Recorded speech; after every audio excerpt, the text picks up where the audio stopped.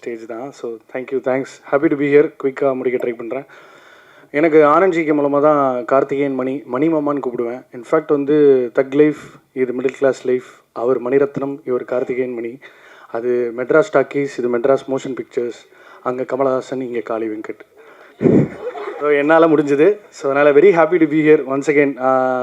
என் முதலாளி பிரபு சார் வந்து ட்ரீம் வாரியரில் வந்து ஒரு படம் டிஸ்ட்ரிபியூட் பண்ணுறாங்கன்னா அது வந்து ஒரு மிகப்பெரிய அங்கீகாரமாக வெளியிலேருந்து பார்க்குறாங்க. குவன் சாருக்கு தான் நன்றி. சார் தான் ஃபஸ்ட்டு படம் பார்த்துட்டு போய் உள்ள என்டார்ஸ் பண்ணி அட்டஸ்ட் பண்ணி ஒரு வாய்ப்பு வாங்கி கொடுத்தாரு. அண்ட் ரோஷினி வந்து ஸ்டார்டிங்கே கருடனில் ஒரு கிரே ஷேட்லலாம் நடிச்சுட்டு வாட் இஸ் திஸ் அப்படின்ற மாதிரி அவங்க இப்போ இந்த படத்துலேயும் வந்து ஒரு பிரமாதமான பெர்ஃபார்மன்ஸ். ஏன்னா நான் ஒரு ரசிகனாக தான் ஃபஸ்ட்டு இந்த படத்தை அணுகிறேன். அது வேலைப்பாடுன்றதுக்கெல்லாம் தாண்டி நிறைய ஃபஸ்ட் டைமர்ஸ் இருக்காங்க. ஆனால் அந்த ஃபஸ்ட் டைமர்ஸ்க்கு இருக்கிற ஆர்வம் என்னென்னா ரொம்ப நாளாக படம் பண்ணணும்னு இருக்கிறதுனால அவங்க படம் பண்ணுறதுக்கு முன்னாடி பண்ணிக்கிட்டே தான் இருக்காங்க போல். So shooting spot is just an extension of their dreams. அப்படி தான் நான் பார்க்குறேன். அண்ட் இந்த படத்தில் நிறைய கேரக்டர்ஸ் பார்ப்பீங்க. It's a character driven film. அவ்வளோ இன்ட்ரெஸ்டிங்காக பேக்கேஜ் பண்ணியிருப்பாங்க.